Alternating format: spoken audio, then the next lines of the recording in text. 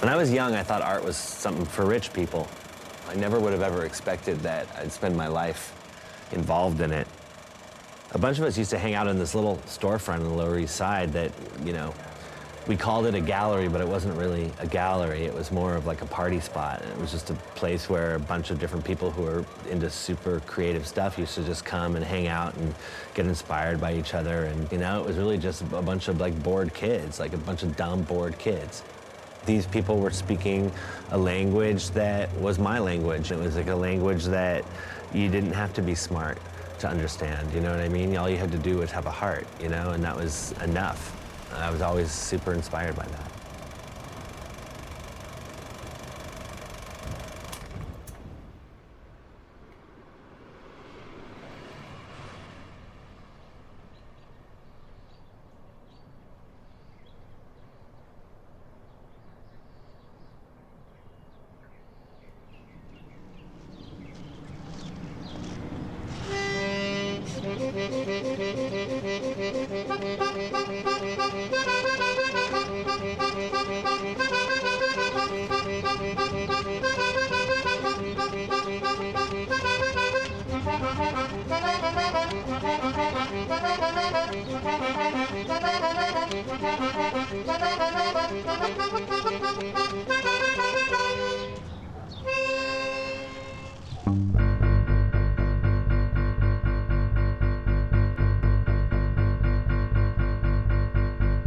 Every day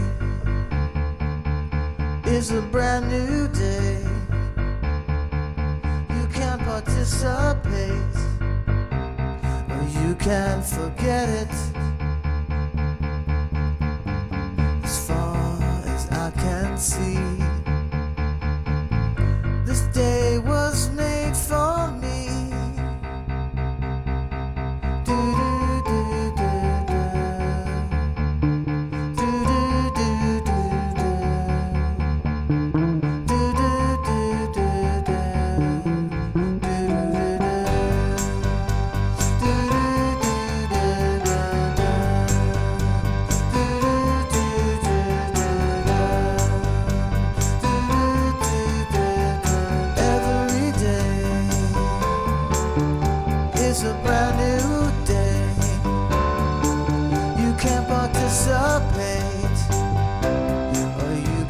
Forget it. As far as I can see, this day was made for me.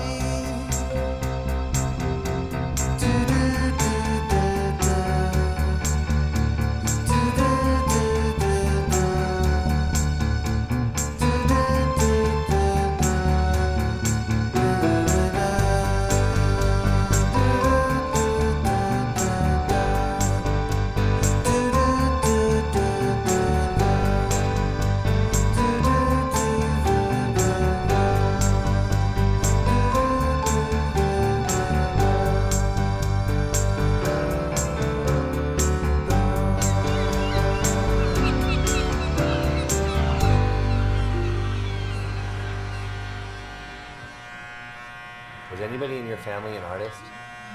No.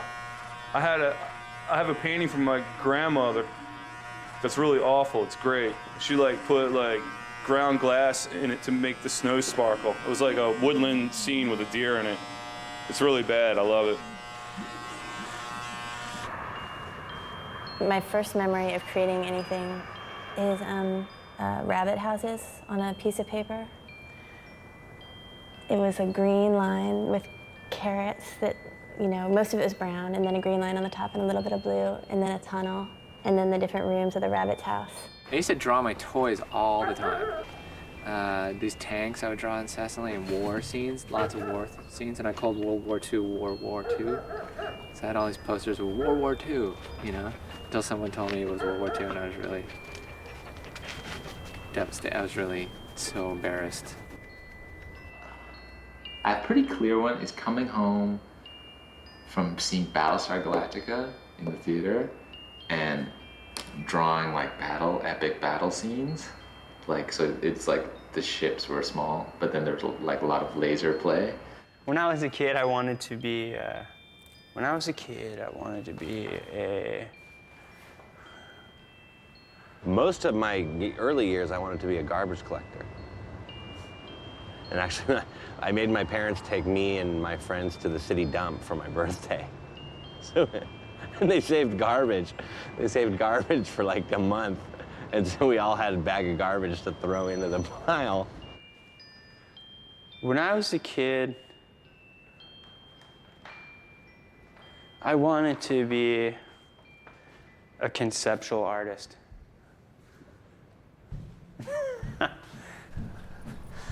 I think as a child, you're always drawing, coloring, and doing crafts, and that is totally normal and seems to be like what you do as a kid. And I think what the kind of the weird tragedy is that when you become an adult, you grow up and lose that. You like stop creating. You stop just involving yourself in the joy of coloring and creation and stuff. And I just feel like I was lucky enough to never really lose that.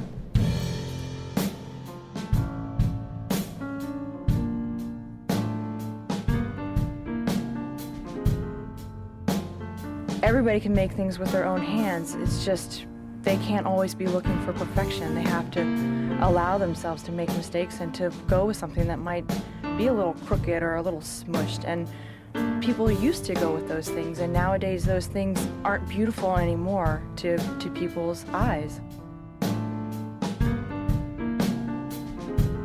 I think it's the part that's off, that's interesting, that even if I spend a lot of time going over the line and over the line and trying to make it straight, I'll never be able to make it straight. And from a distance, it might look straight, but when you get close up, you can always see the line waver. And I think that's where the beauty is.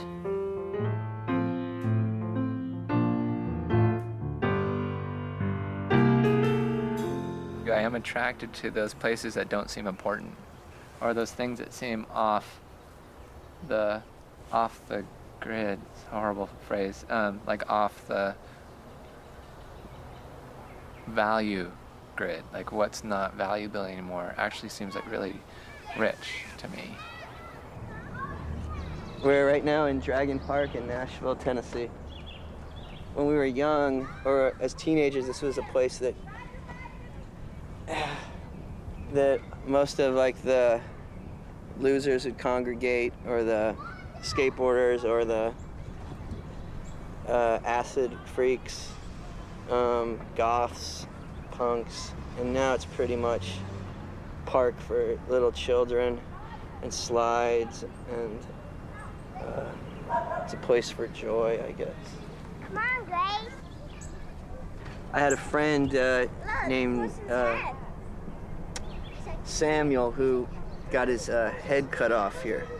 He was a pool shark and a delinquent, and they found, and I guess he had ripped somebody off or something, and someone severed his head with a switchblade, I think, and they found it in the center of the dragon.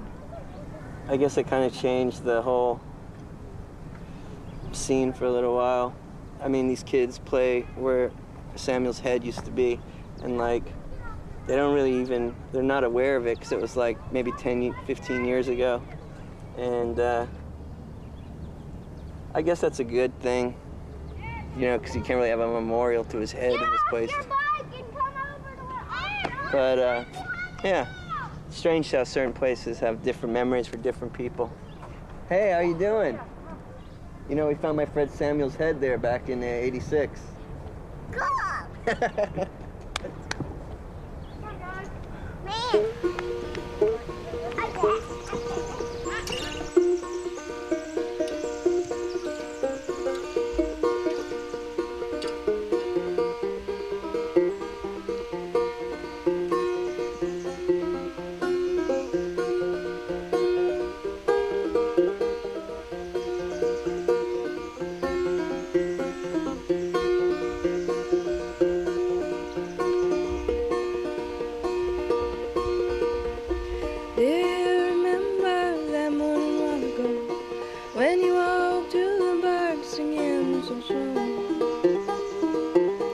Free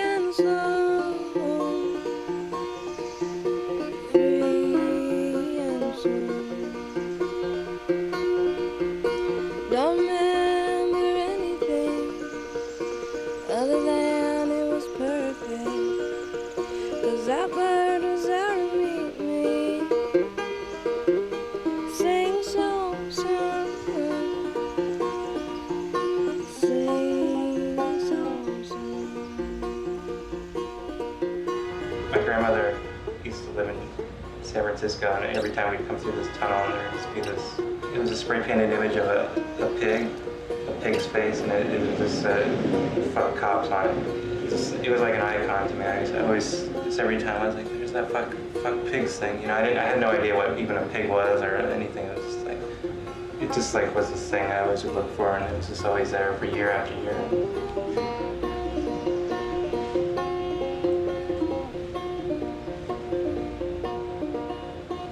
How old were you when you first noticed it? I think 9 or 10 or something. Or when you start figuring out things that are cool, or I don't know what cool is or anything, but it wasn't right. I knew that. It wasn't like a cool kid thing. How did you learn about graffiti? That tunnel thing was probably the first acknowledging of graffiti. And then there were some friends at the time that kept on talking about this spray can art that was going on in New York, and they're like, we all have to come up with names. So we all came up with names, and we used to go ride around on scooters and catch tags. So you came up with your name around that time? Yeah, I did. Worst name ever. What? Twist. Every place I go, the people burn it. I just say no, and in return, I just tell them I'm a rock in the rain. Wheels turn. Every place I go, the people burn it. I just say no, and in return, I just tell them I'm a rock in the rain.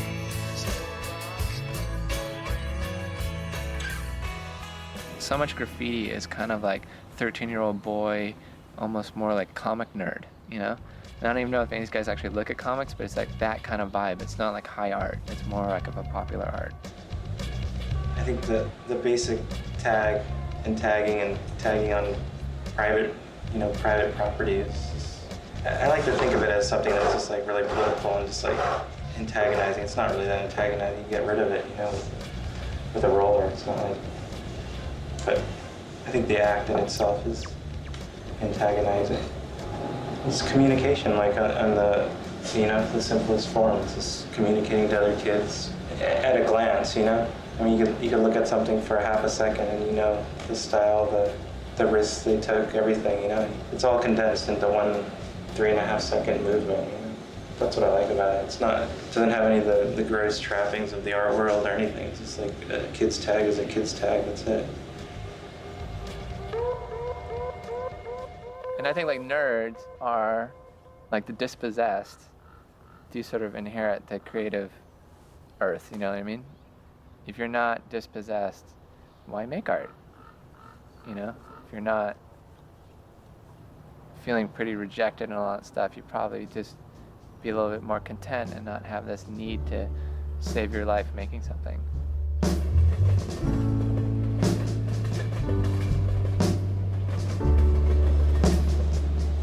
I knew I wasn't an insider, that's for sure. And, you know, I knew that feeling right away. You know, you figure that out pretty quick, like in public school systems, where you know the order of things or where you sit, or you know, I just always gravitated toward the other awkward kids. You know, the kids that were had birthmarks on their faces or whatever. As a kid, you kind of gauge your life against your friends' lives. And because of that, I never complained about it. And then as you grow up, you kind of realize, like, in general terms, my life was kind of shitty.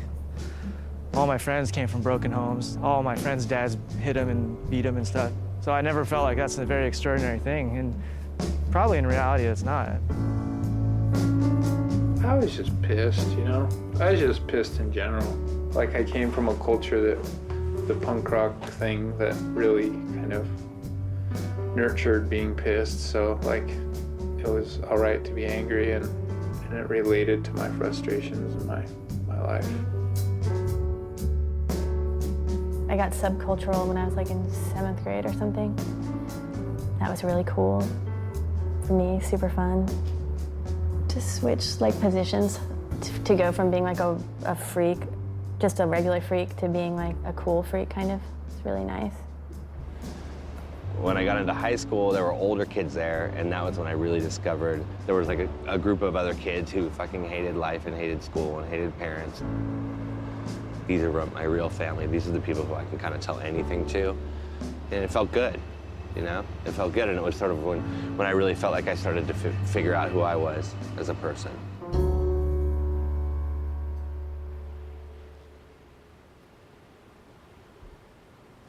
The first thing I believed in, probably as a total belief, is that when somebody was getting fucked with, that you should stand up for them, kind of.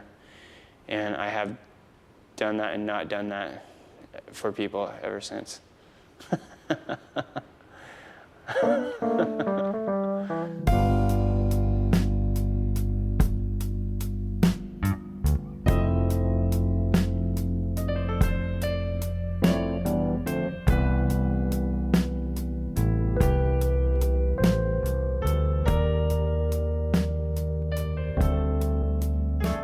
I know that some people think it's dumb to even paint, but you know what?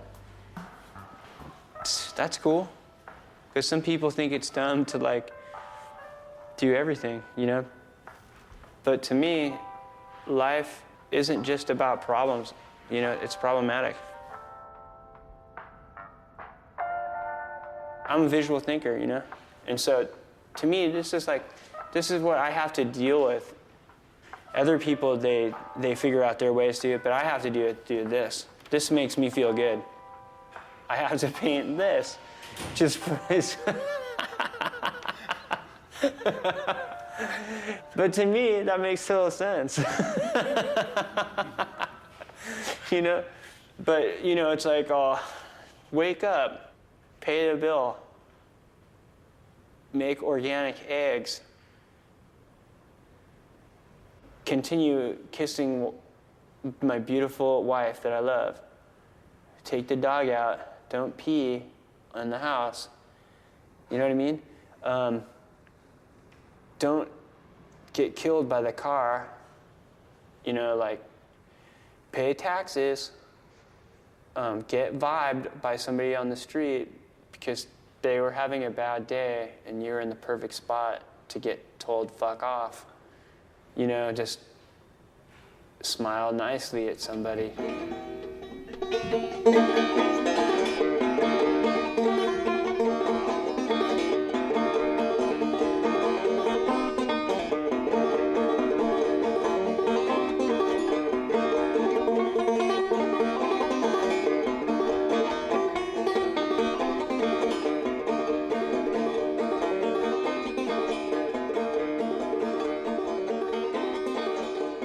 Like, I've got like emails that are full, like from fully like righteous Christian people who are like, I'm really feeling your work, which is totally like, which is gnarly, and I'm stoked on that. Like, I'm stoked. Like I got an email from someone who's totally like, I know that you're righteous. Like, they were talking in weird like religious people code of like, I know you're righteous and I know you're feeling the righteous word. Keep at it. Good work. Like, as if like I'm in on it. That you are totally like spreading the gospel through your work in like a secret way. So, and I was like, that's awesome.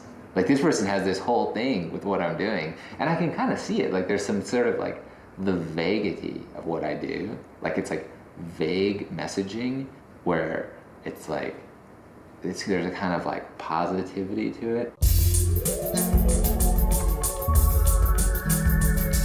There's these moments that like I try to create in my work where you kind of like lose yourself a little bit, where you are looking at something that's familiar, but you don't know, and you have a relationship to it, but you don't really know what that is, and then you're reading some piece of text that you're like, is like telling you something, and I think like there's like spirituality in that in some way. I think there's this kind of like losing yourself and kind of like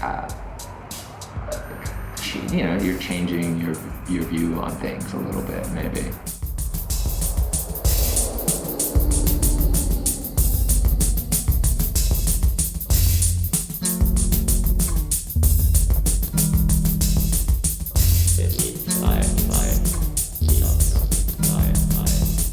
I think like funny is one of the harder, more life-supporting, more punk things that you can do, you know?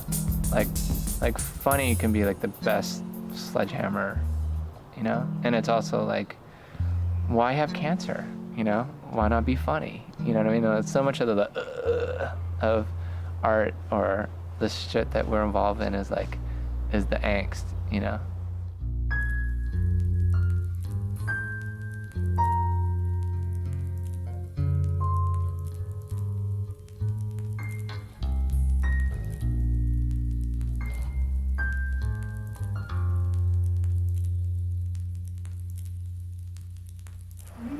Okay, finish it, it's okay? Yeah, finish it. Yeah? Yeah, we're good. You finish it? You know what? Take a tiny bit off the top. Just a little.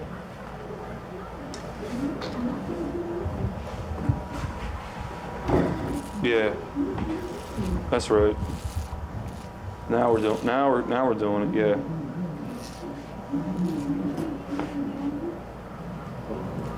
Powerful. But when I first came here in '89, I came over to Williamsburg Bridge. I was like, somehow I ended up in Brooklyn first. Came over to Williamsburg Bridge. When I hit Delancey Street, the first thing I remember seeing was a cop car totally burned out. Brakes on a bus, brakes on the car, brakes to make you a superstar, brakes to win and brakes to lose. But these here brakes rock your shoes, and these are the brakes. Break it up. And then we went to Tompkins Square Park, and every trash can in Tompkins Square Park was on fire. And I was like, I like this. This is what I'm talking about. Say last week you made the perfect guy.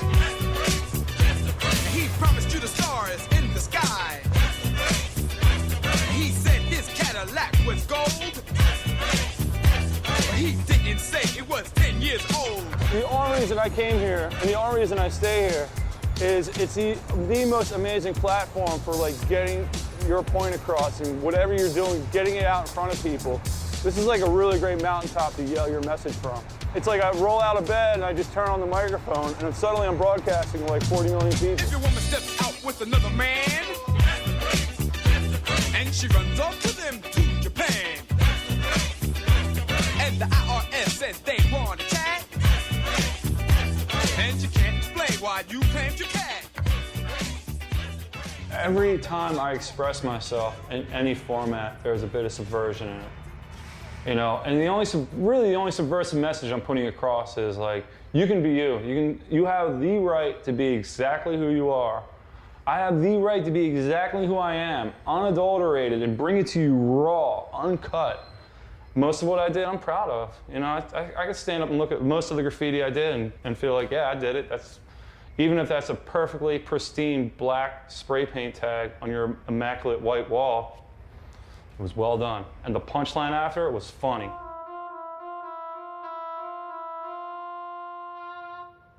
Yeah, in 1989, the city looked like a bomb had hit it, you know? In California, whatever, I found like a group of peers that were like me, but here, like everyone on the street was a freak, you know? If you were like 25 and under, you were fucking weird in this town. So it was like all of a sudden I moved to a whole country that was full of weirdos, you know? And it was like when I was 19, it really hit me really hard. Like, in retrospect, it's interesting, the stuff that I ended up being exposed to. Like, we were in a hotel room and we were about to go out to dinner, and I turned on the TV and Star Wars was on TV, which is super ultra mind-blowing.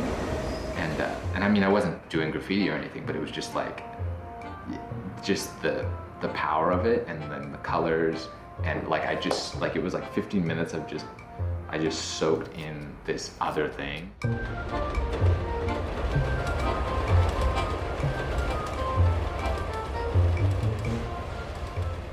When I was like in 2nd or 3rd grade, they took 10 of us into this little room somebody was doing a study on kids' brains, and they taught us how to read one-line comics, and it, as soon as when they explained it and I understood it, changed it was like a synapse happened or something connected, and it changed everything. The first thing I really got into creatively was my punk band. And I didn't take the art I was doing seriously at all. It was just this weird habit I had. And we would practice in the house, and my parents were really supportive. Like, they would come to our shows with aggression. My dad would be wearing the suit, my mom would be. And they'd come to almost every show, like at a little dumb house party or whatever. And it just made me hate them even more, that they were so supportive and actually kind of cool about it. My whole school was rockabilly. And then, like, me and my two friends were punkers. And they'd be, like, the whole school would be like, let's rumble after school. And we'd be like, what are you talking about? Like, that's what? Like, go fight yourselves. Violent kids, druggies, and stuff like that, those are the guys that basically I found the most interesting, and I have to imagine that they still exist today, but I just don't know where they are as much. But then again, I don't hang out with teenagers, except for these ones.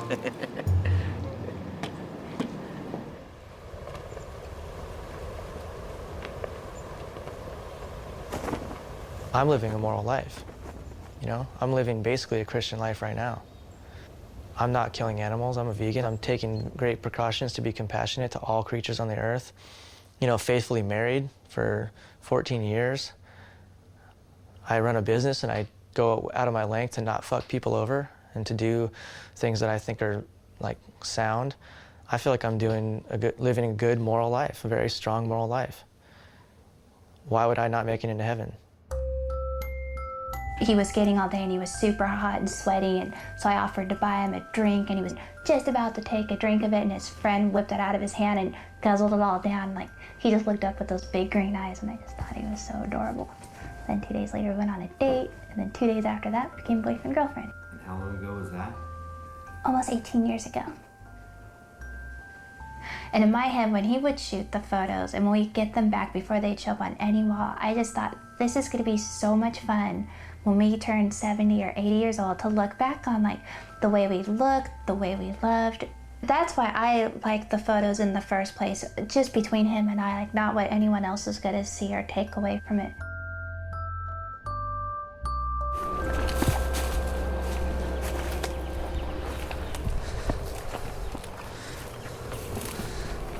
This is Hidden Valley. It's just a piece of land in the middle of the suburbs that's unused by the city, at least, but it's used by everyone else. Like, BMX kids come here and build these tracks, and homeless people live in here.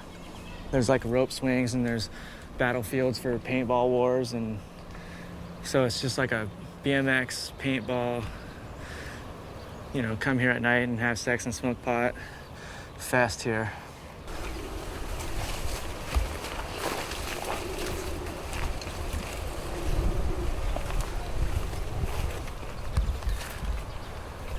I bet there's some good stuff here. But at this point, I feel like a home invader, you know? Like, there's actually, obviously, people living here. Here's pretty much the center of it all. The rope swing area.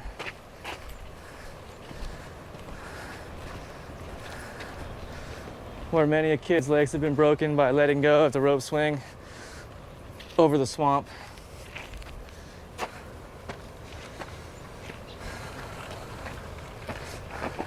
My knee's kind of jacked. I shouldn't do this stuff.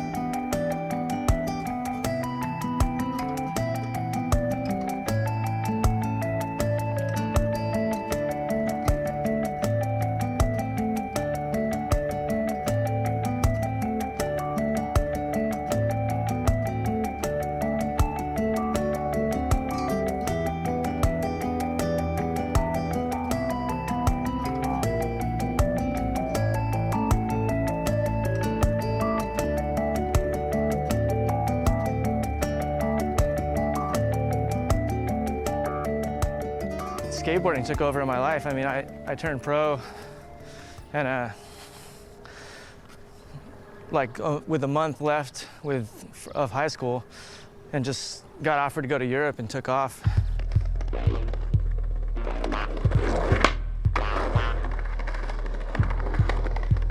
It's skateboarding, man. Like, that's where all of this came from. Skateboarding is a very kind of rigorous movement. You have to like try and try and try, and then finally you get something. Nothing comes like that.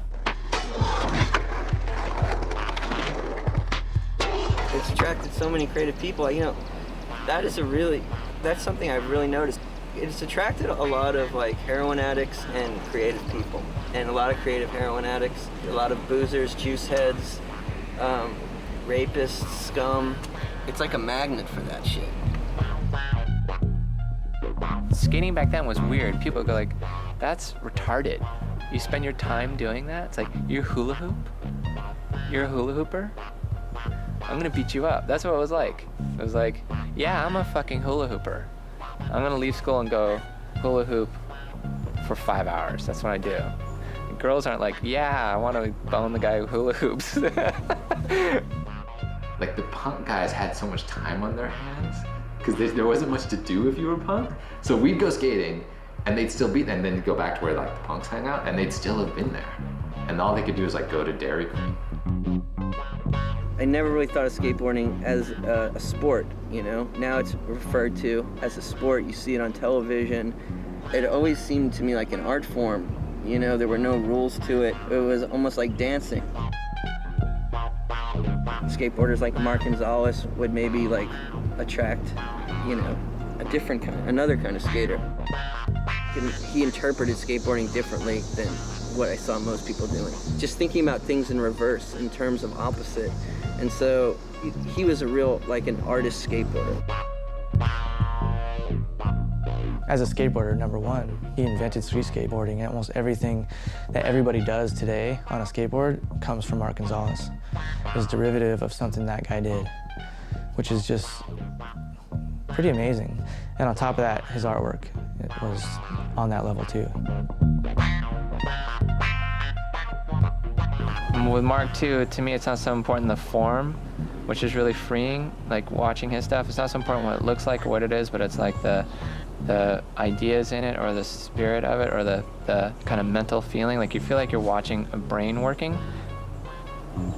It's more cerebral in a weird way, while not being like smart, like geniusly dumb, you know? The crossover between skateboarding, graffiti, surfing, maybe like punk rock, or is that those are all groups of people that I don't think ever, they always were do-it-yourself people. And I think that's why they're interested in each other more than, maybe rather than anything more than that. When I got out to New York, I looked at graffiti the same way that I looked at, punk rock art in LA. You know, it was like the total do-it-yourself art made by kids, no rules, not in the gallery, lawless art that inspired me. What really got me into making art the way I make it now was, since there were no punk record stores, I couldn't buy a Sex Pistols shirt or a Clash shirt, so I started making my own t-shirts. It's just from my experience in high school was always about a book. Like, this teacher had this book and they were teaching you the book. And I watched them, how they taught you the book. They make you read the book, and then they ask you questions about the book, and you get graded if you know a lot about the book. And so I was like, well, I can do this on my own. Like, if I just get a book on something, I can read it and learn it.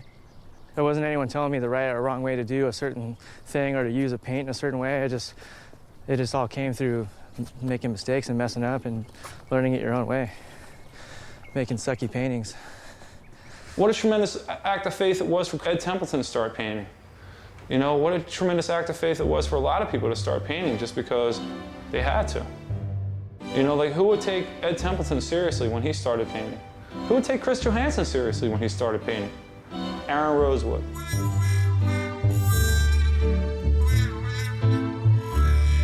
When you come from a culture that's like made by kids for kids, you don't think about, I can't do this.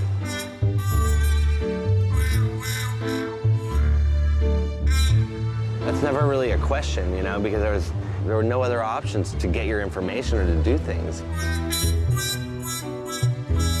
You had to do it yourself because there was nobody else doing it.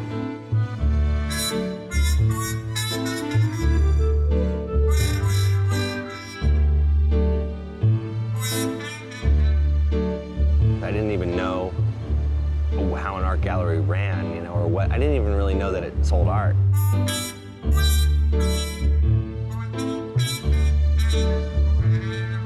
Nobody wanted to buy that art. Nobody cared.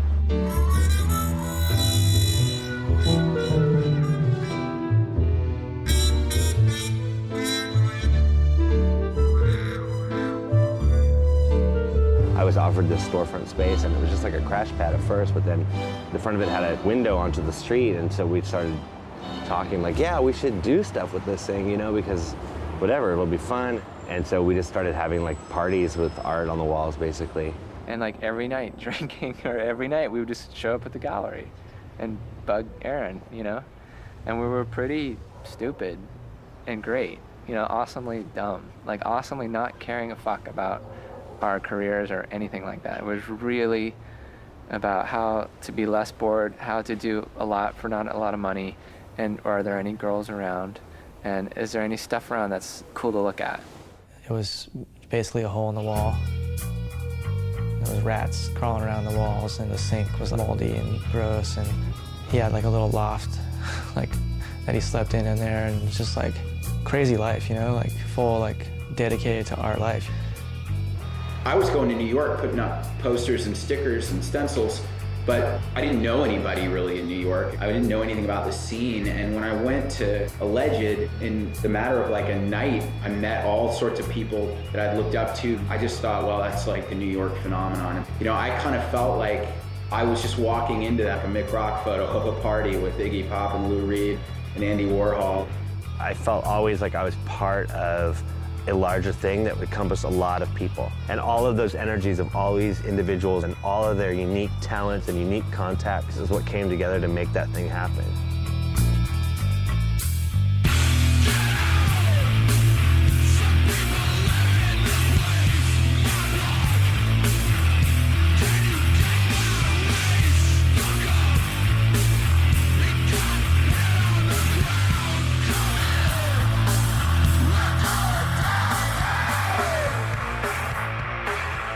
It was fun to to put your things in a venue and have a whole audience of people come and just purely go into your world.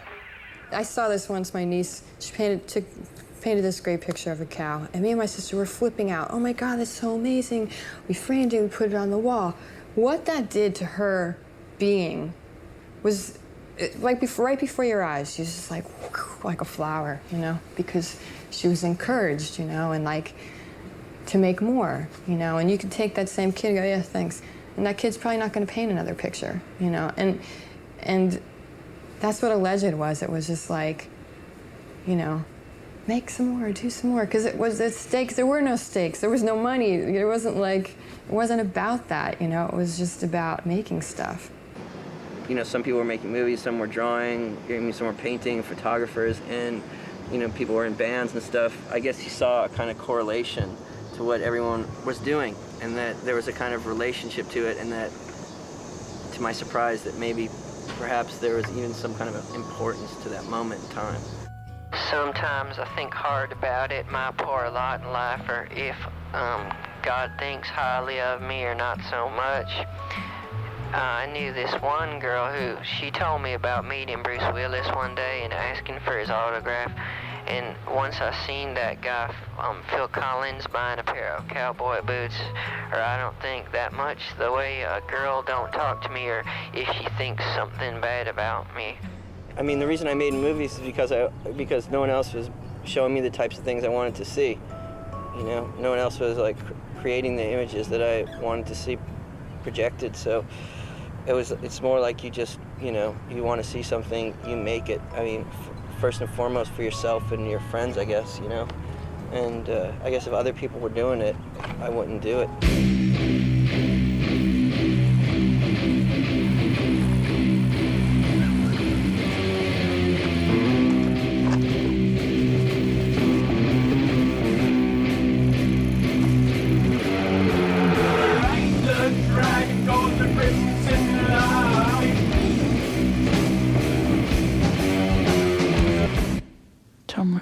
everything. Some say he's downright evil. He's got what it takes to be a legend. He's got a marvelous persona. My aspirations as far as that goes, you know, doing humongous films and having big successes, I mean, it's never been important to me. But don't look at anybody, only the dog. As long as I can just keep doing what I want to do and creating the images that I have in my head, I think I'll be all right.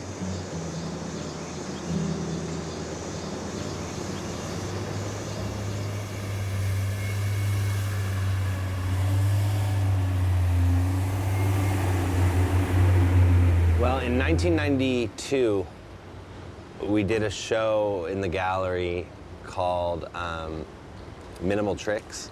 That was a skateboard art show. Basically, like, I got in touch with some people and they sent me art and skateboards to hang on the wall, and it was, it was a pathetic show, you know? But I guess because no one had ever done that before here, and it was sort of like an oddity to New York, that whole culture or whatever, we got written up in Thrasher magazine. Because we got that right at a gallery in LA, read it, and... Hey, sorry.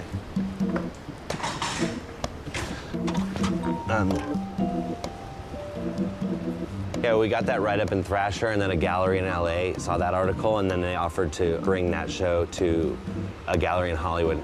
And that was when it started to really, like, hit, where it's like, whoa, this is, like, what we're doing here. Like, people are into this. So you go, skate art show. Of course there's a skate art show. And then from then on, it's just of course. Like, of course Mark Gonzales has an awesome show and his art's awesome. Of course, like, Mike Mills has a show. But then it's almost like that stuff became kind of like of course to everybody. Then I feel like I gotta start paying more close attention because it was something you just kind of took for granted. And I think that, like, for a long time, like, I saw Thomas's work, and I always knew about Thomas Campbell, but I never really knew exactly what it was like, you know, for, like, way longer than it should have been. And I felt, like, really uneducated, you know, like, just not seeing a lot of the stuff.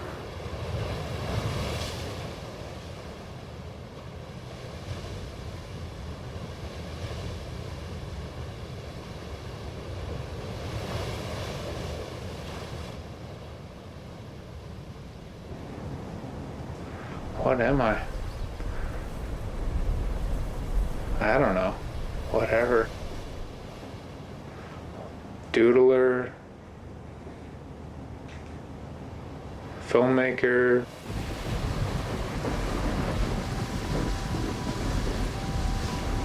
In general, I like to be by the ocean, and this feels right, you know. It's what I'm from. I'm from it. You know, like, it's home. Like, some people need to be in cities and need, like, a lot of commotion around them to get inspired. No, I don't need that. Like, I'm inspired. Like, I want to make stuff wherever I am.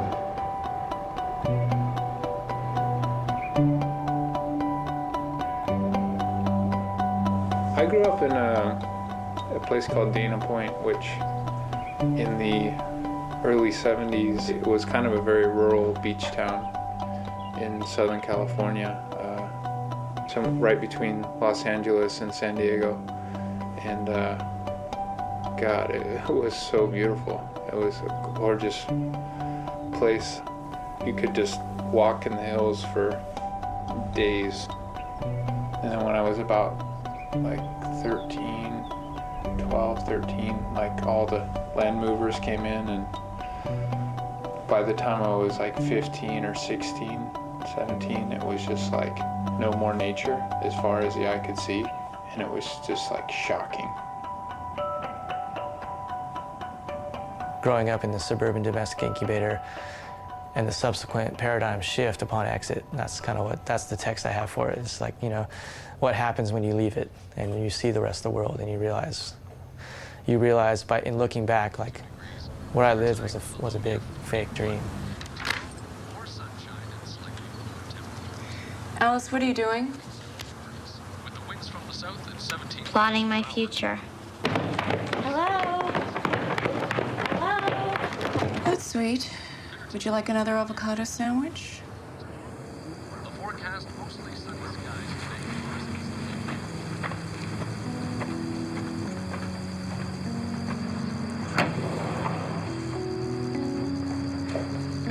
going? If you see any strangers, tell them I said hello. In my family, it was never okay to be sad. To express sadness was a little illegal and also dangerous, you know, or dangerous to other people. And so didn't get to do it. So like, since art is getting to do what you didn't get to do, a lot of times my art is like sad or like, you know, reveling in sadness. And that often funnily sad. Like, I'm gonna make this so sad it's gonna be silly, you know? But I'm exercising a lot of things I didn't get to say before. What is happiness?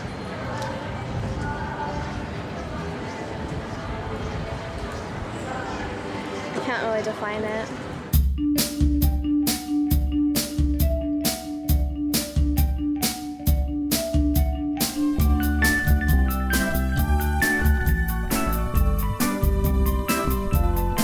Being like a painter, being a straight white male artist, showing in galleries, showing in museums, all that stuff seemed like the most corrupt, the most duplicitous, the least powerful, the least punk, the least interesting thing to do. So I went to art school and just totally learned like how to diss art, you know, and like not want to do it at all or not want to be like a traditional artist. And then at the time, I remember graduating, like the idea of being like a painter or drawing or any of that stuff seemed like the most regressive thing you could do, you know?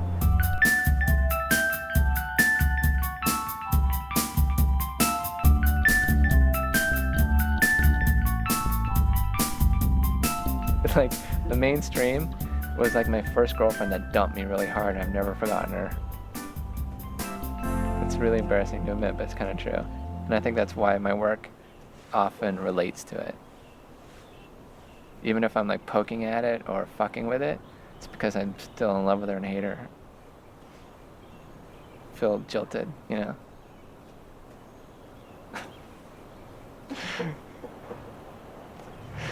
So next question.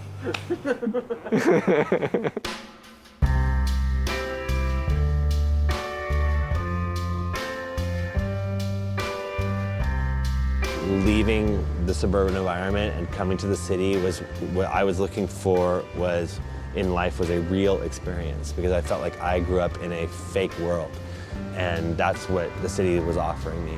Kids came here because it didn't cost anything and they could live in some shitty squat and not have a normal job and just make art, and that's why so much amazing stuff happened here. On Halloween night 1997, we opened a huge group show called The Independents. The idea behind it was to spotlight all these artists that I thought were like the coolest artists working at that time. And by this point, there was a little bit of momentum was starting to build around some of these artists. Certain artists had started to have shows like in sort of more real establishment galleries. The first time that I really felt like it would really come together and there was kind of a real kind of group feeling, it was when he did the independent show. People met each other and friendships were formed during that time because everyone was working together, you know, under this roof like 24 hours a day for a week, making something happen. It's just fun, you know? It's fun to be a kid and making junk.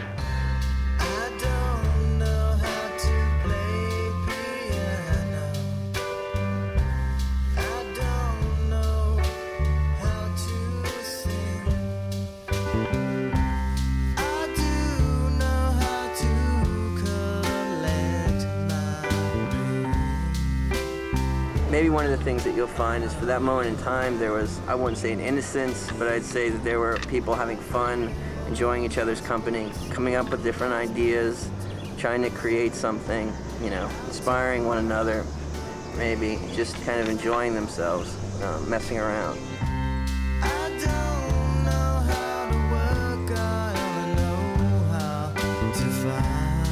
All the artists came in costume, and I mean, half the crowd that was there at the gallery was in costume. It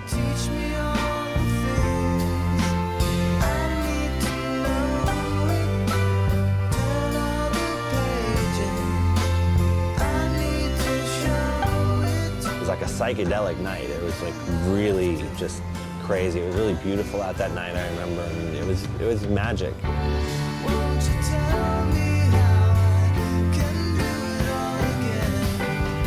It was the first time you could see artists who were starting to really come into their own. It just felt like, okay, this is a good up to bat. The work looked somewhat professional for the first time. That really looked like an art show.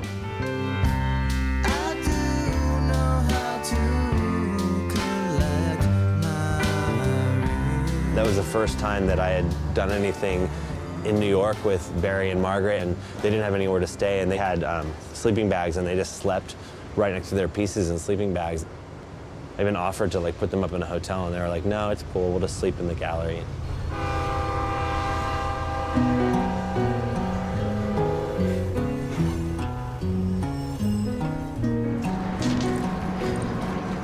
The waterbed Lou, and then every time he originally wrote it in '85, and then he came past it again in '91, and then he came past it again in '92.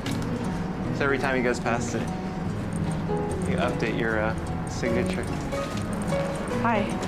We're really interested in the like the really old hobo stuff from Train Marker. Train. What? Like the waterbed like Lou. waterbed Lou. There's like a guy with a hat, and he's got a profile. I haven't noticed any of that. I've been checking these cars for I don't know how long. I Really? haven't noticed that. No, I haven't. Like a lot of like this old stuff, it used to be hobos, but now a lot of it's train workers or some tramps, but I think, or I think also loaders, like people who, I have no idea. I have no idea. I started in '93, riding on trains. The thing that really fascinated me about the trains is it seems very much about folklore, and it looks like it's not supposed to be continuing in this day and age, and yet it's thriving. maybe somebody will be inspired by the fact that, especially, women, that another woman is working hard. But just to see somebody working hard, in general, I don't care if I inspire men or women. I hope that by showing my work anywhere I happen to show it, that I always hope there's somebody that can come away feeling like they can work too.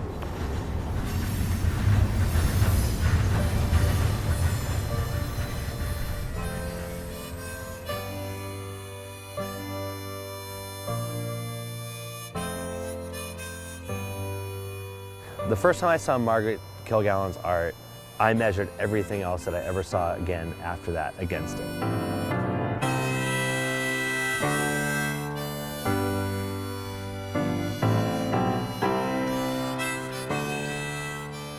She had this image she was doing, and I just walked in, and I was just like, got all like quiet, and I was just like, wow, it's just like, oh, that's a good one, that's a good one. I was to myself, and then I was just like, Margaret, I'm gonna go back to my studio and do exactly what you just did.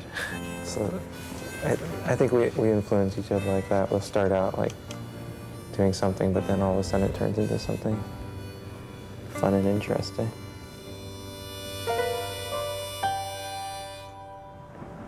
I think everyone jives off of everyone, It's a very, it's kind of a whirlpool of inspiration. But I do feel a relationship between my work and other people's work, for sure, that I love. I don't feel like alone, talking like a foreign language.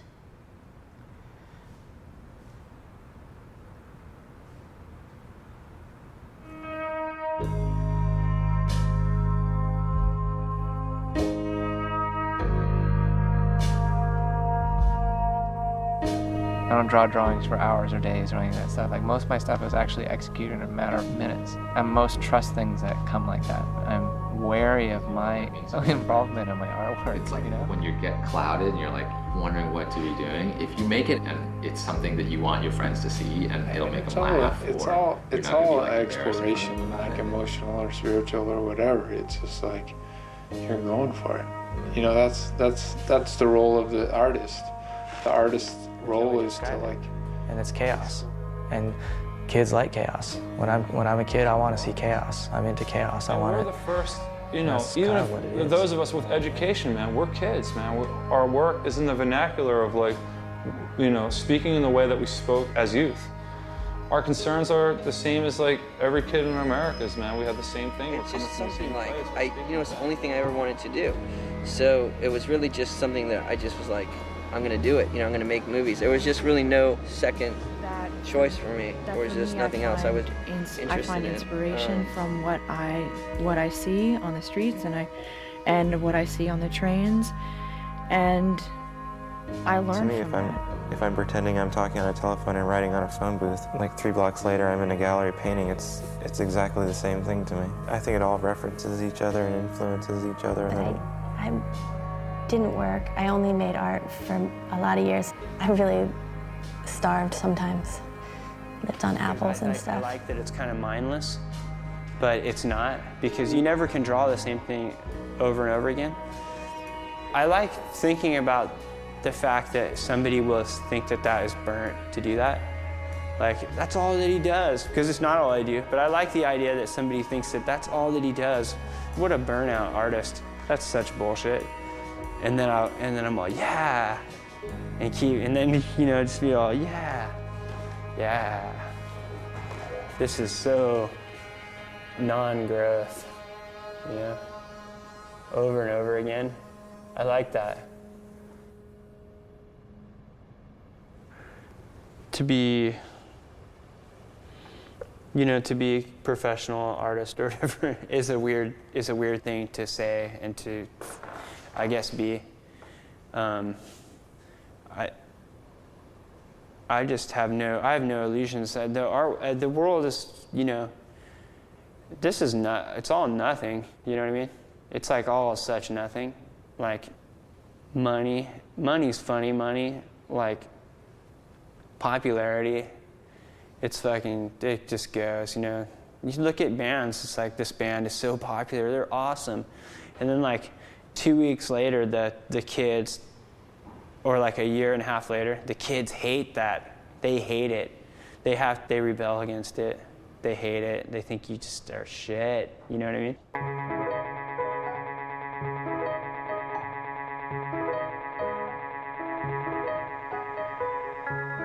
Oh, God, they're off the streets finally. They're in the gallery. Finally. Now I'm doing canvases and making a living like it's controlled, and there's something about that I do have problems with. That mentality is a little bit off to me. I'm not so fond of that idea. And I'm always wary of how I sit in the eye of like a 12 or 13-year-old kid. Like, what do they think of what I've done and whatnot? So I'm super wary of like how I fit in that whole scheme of things. I think there's an attitude difference between what's done inside and what's done outside.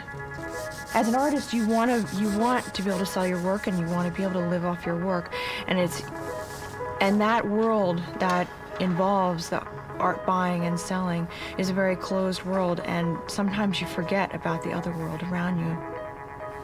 Any day in the Mission in San Francisco, you can see a hand-painted sign that is kind of funky, and maybe that person, if they had money, they would prefer to have a neon sign.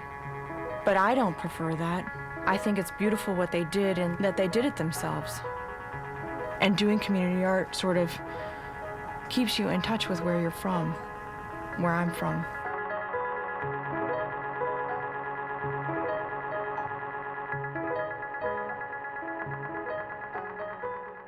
You know, by this point, quite a few of the artists had gained some pretty significant success in the mainstream world, and there were a lot of fans there. Even if it wasn't all in the art world, there were a lot of young fans, and you know, you'd show up to an art opening and there would be huge art collectors there and museum curators, and you know, there were reviews in the New York Times and magazine covers, and you know, it definitely wasn't just for kids anymore.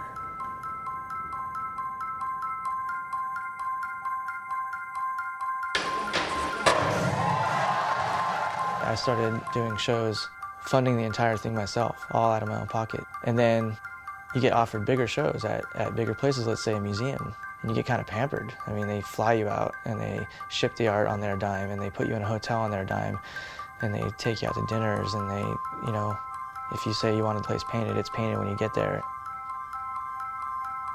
It's so clear, you look at it just like it's breathing, it's living, it's got a pulse, and it's fresh and it's new, and it's not a gimmick, it's not a fucking phase, it's not a fad.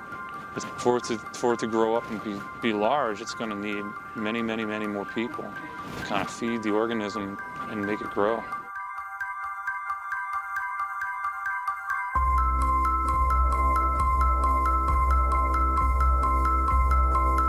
It's what I do as a living now, and it's like a period of time going into a space and just given like, okay, you have a month, here's the space, do it, and if I'm not told what to do or told that it has to fit with the theme of the building or whatnot, if that's not there and whatnot, it's a great opportunity for sure. They pretty much let me run around wild and free for like a month, and then I stop and that's it.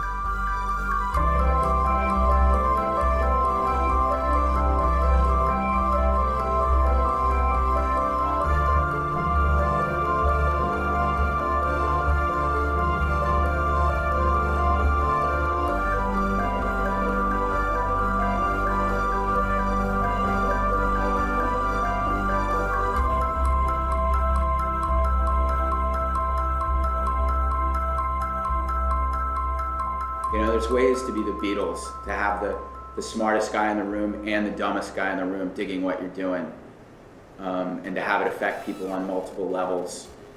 I mean, it's not easy, but I think, you know, to aspire to that is noble.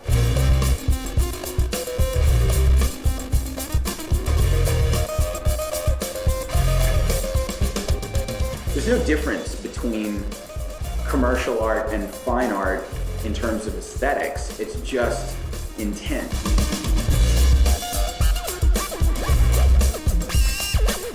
You know, freedom of the press is guaranteed to those who own one.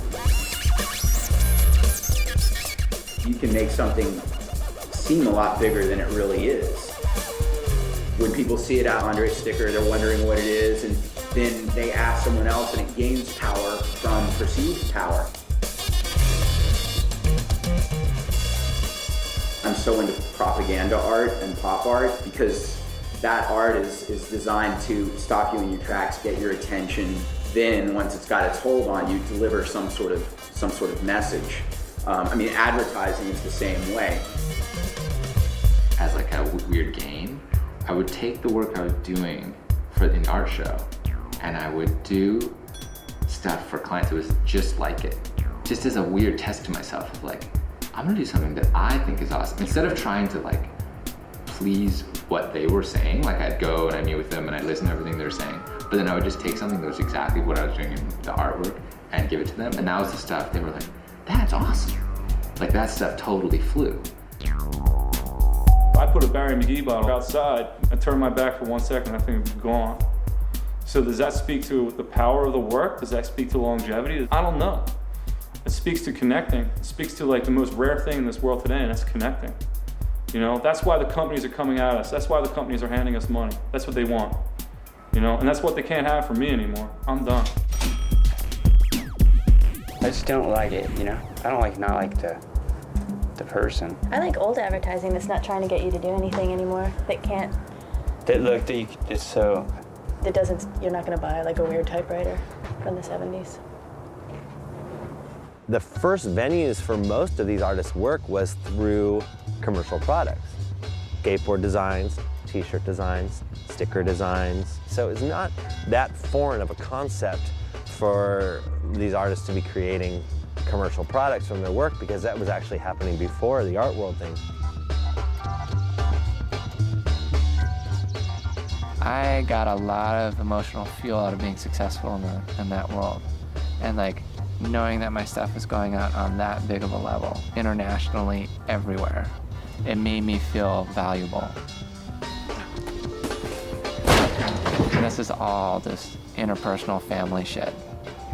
Me yelling back at my parents that I'm okay, you know, that I can do this shit, you know what I mean? And once you realize that, yeah, it's a little disenchanting, to say the least. But I realized that. It was like getting back at all the tan, blonde motherfuckers who wouldn't talk to me.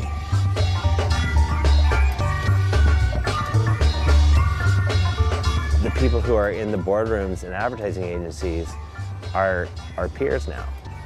You know, they're the guys who are running the creative departments at skateboard companies. They've just grown up. They moved from that, you know, now they're not doing skateboard companies anymore, they're doing Pepsi campaigns.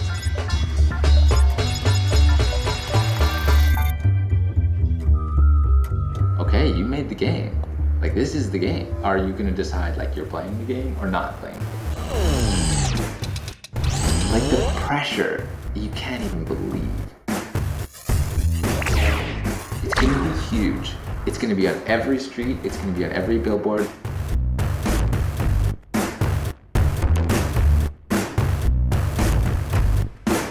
One of the biggest agencies, one of the biggest clients in the world, and there's me.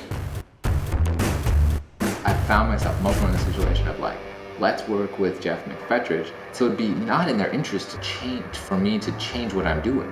Like everything that people say to me, especially when it's working with agencies or larger clients, is like totally do it like Geoff way. You're always testing the limits. I think it's like, of my friends, I definitely watch very closely with the types of stuff of how my friends reacted. And you know, I got a really like positive response from people. Like people felt like good about it, and people who were fans were like, "That's so rad, you did that. Like that's so good, man. You got over it." And maybe that's because I've been really, I would hope that it's because I've tried to remain pretty like responsible in what I do. I have a strong social conscience, and I think about politics in the world. Like this piece here. It is the Palace of Soviets. You can't tell right now, with Lenin on top of it, and it is it's this giant. Like the Statue of Liberty is supposed to be that big. It's going to be the most giant structure monument to Soviet power ever. And this is the King of Ga, the Kingdom of Ga's king's palace, back. Just like in the 1700s, it's like African nation that was slave trading, and this is the Republic of Texas, the capital of the Republic of Texas, and they're all these super intense monuments to these political entities that failed, that didn't happen, that spent blood and soil and earth and rock to build themselves up huge, and then history just keeps going on. I just think that's a really interesting thing about humans and the way we structure ourselves over and over again. But it's just all nothing and all the same as everything else.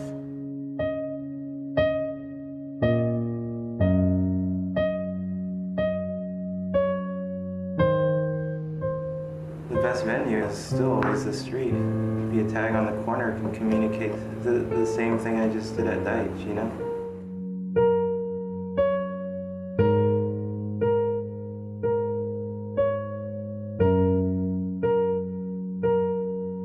Barry started getting shows in like 93, 94, and by 95 it was like really cooking. And by 98 he's at D.I.Y. You know what I mean? Like all those doors were like open, the lights were on, everything was there. I just had to go in and set up shop. I'm wary of like this idea of you have to get bigger, more exposure, a bigger audience. It's all bullshit to me too. What's so great about that, you know? Everyone's sister and uncle like wearing a Keith Haring t-shirt. Wow, this is great. What a great accomplishment, you know?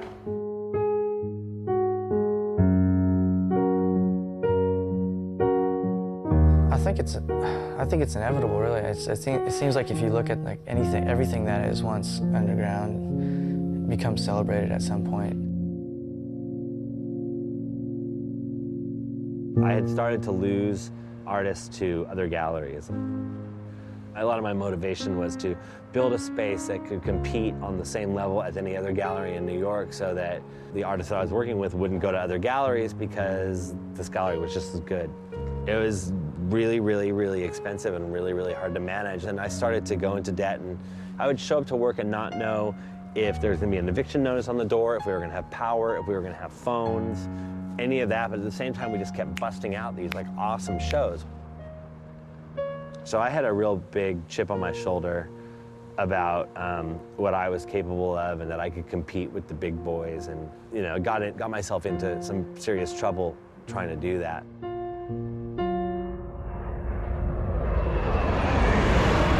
In 2001, this company chose a group of artists to go to Tokyo, paint work, put on shows, put a name on them, market it, t-shirts, buttons, posters, whatever. Market it as a phenomenon. I just piled in every camera I had in like a huge suitcase full of film and went there, and like I didn't know what was going down, but I just knew that I had to get as much footage as possible.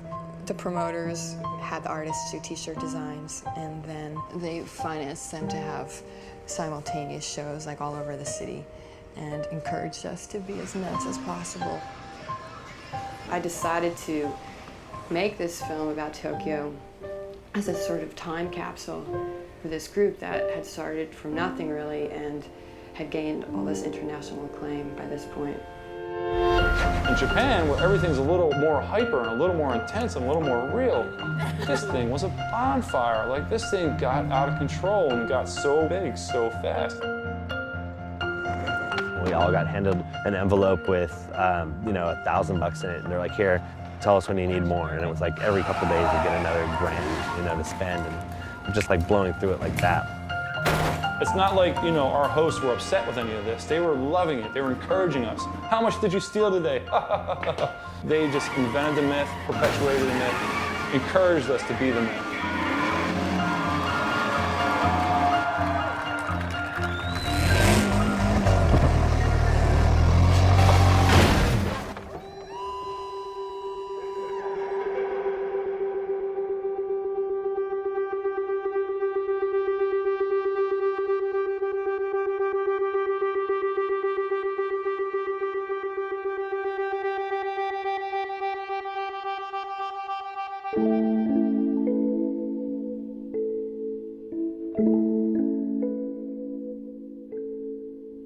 Barry had taken one of the cars that he had used in the Demolition Derby and was driving it around on the streets. It was like his vehicle to get around Tokyo. And we were in the back seat. It was like Barry and maybe like Ed or Thomas was in the front seat, and me and Margaret were in the back seat. And I remember Barry driving really, really crazy, like maybe driving up curbs and stuff, and Margaret just tripping out. She had to go home because she said she wasn't feeling well, and I didn't know what that meant. I thought maybe she had the flu or something like that. I had no idea that she was pregnant. Barry knew, but they were very private people, you know, and so she left, and, you know, he found out later, of course, that she was not only pregnant, but also very sick. The doctors had told her that if she wanted to fight the cancer, she would have to give up the pregnancy, and Margaret wasn't willing to do that. She had her baby. She gave birth to a beautiful daughter, but a couple weeks after that, she was gone. At some point, something opened up in her and just, you know, released this like huge ball of energy that I think is still going. I think that energy is still rolling. Margaret, it's like someone who made a whole world. And you feel like you're watching like this little inventory that she kept making. There's the woman, there's the bird, there's the tree with the leaves, and it kind of just kept growing, you know? They're these awesome girls, and they're skater girls, and they make videos and make zines, and I think Margaret's like one of their flagship people, you know? And it's just rad to see that, like see this whole, like a whole new underground movement of like females, like using what, like her tracks that she laid down and like going with it. Yeah, she pedaled to the metal the whole way, start to finish. No regrets at all. When I get down and don't feel like doing art and I feel like giving it up, then the thing that keeps me going is the fact that maybe somebody will learn from what I'm doing. I know supposedly artists do their work for themselves, and yet when you put your work out there and somebody comes up to you and thanks you for doing it, and especially when young people come up and thank me, that is why I do work. There's a dream that I see, I pray it can be across the land, shape this land, I wish I could man. The dream that I see, don't kill it, it's free. You're just a man, you get what you can. We all do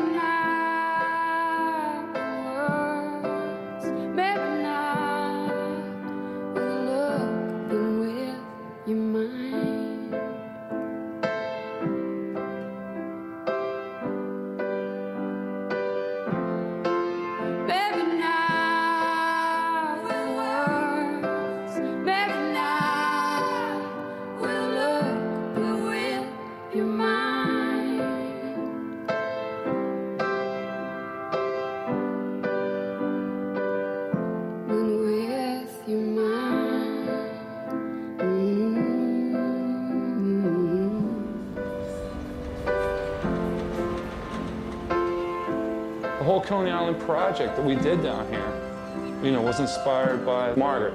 My idea of painting signs was like this completely selfish thing. It was just like, yo, I'm gonna put my name in this spot. People won't really know it's graffiti. It will kind of catch them by surprise and I'll be long gone. Whereas Margaret said, no, it can be public service. And so that in itself was a spark that, you know, set off 1,000 other revolutions. First mine and now every other kid that's like thinking of it and doing it.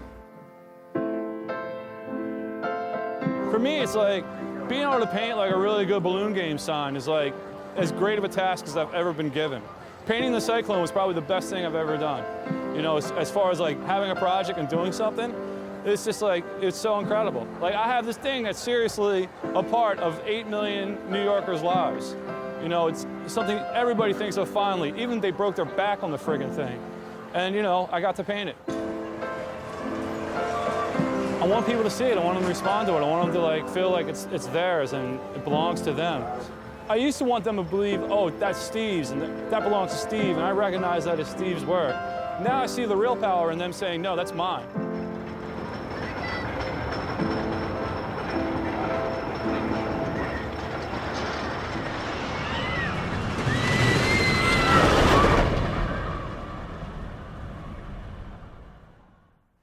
You gotta like just don't, I think you just gotta like get scarred.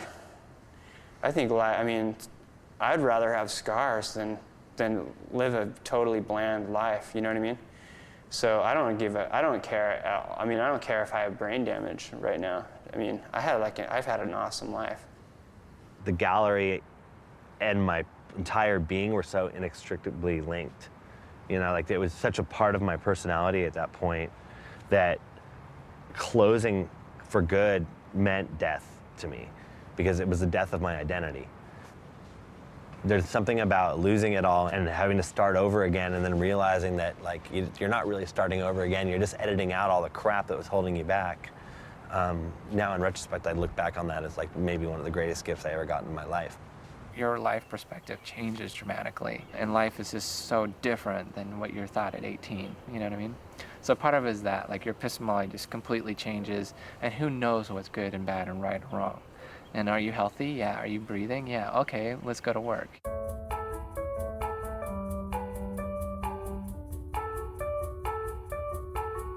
It's a family, you know, like when we come together and we make the big shows, it's super nice. It's nice to be older, actually, because when you're young, you're trying to find your voice, and it's a little, you know, people get lapped over and you get kind of like, dude, you're biting my shit. Now it's like, I think everyone's kind of like just doing what they do, and it's fun.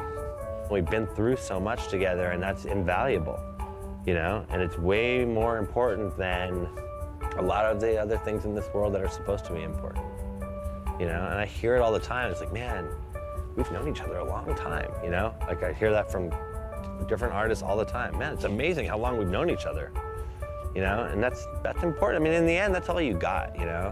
When you die, that's all you got are your friends. You know what I mean? You can't take your money, you can't take your fucking press, you know, you can't take your cars, you know, but you can take love.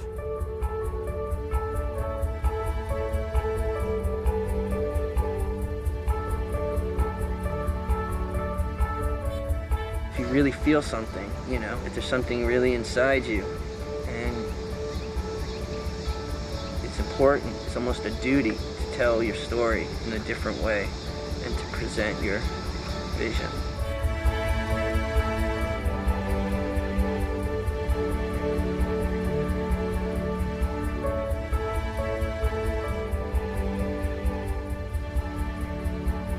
I would hope it would inspire people to just like go out and do things and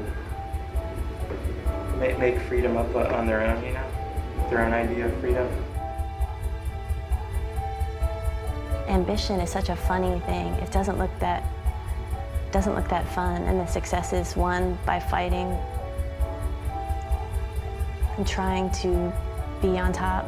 I don't know, it doesn't look that great. Art making is rad. Really fun to sit in the studio, for sure.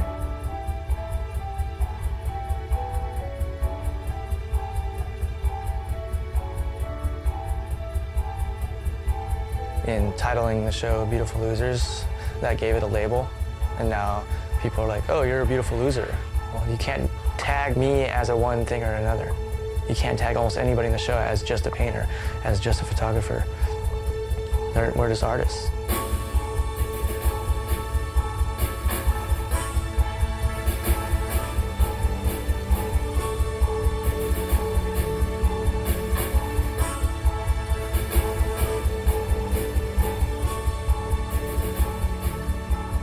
I'm going to consider the interview starting right now.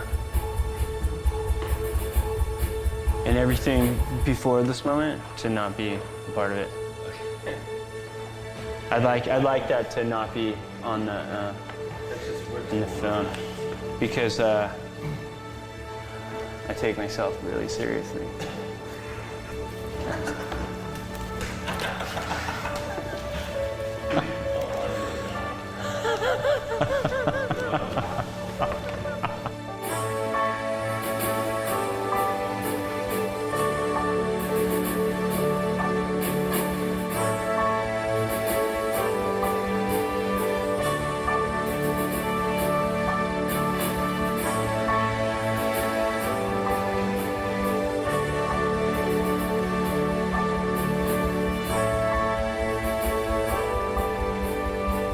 To be able to look into the eyes of people who are coming to experience things that people are making, and to see that like look of wonder or that feeling of love and excitement and inspiration that happens when there's openings or when things go on, that just make me feel like, wow, this is all worth it.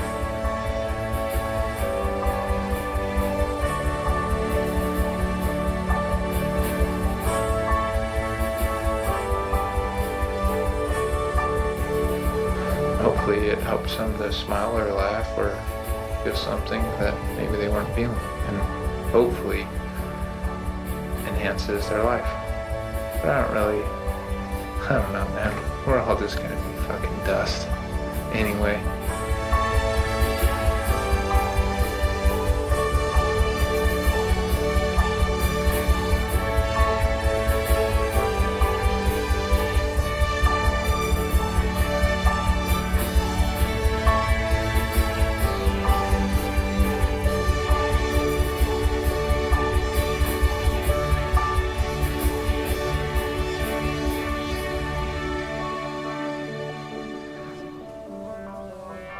Anybody watching stuff like this or like reading things in magazines, it's good to like see people, be open to different people, be influenced. I think having heroes is wildly important.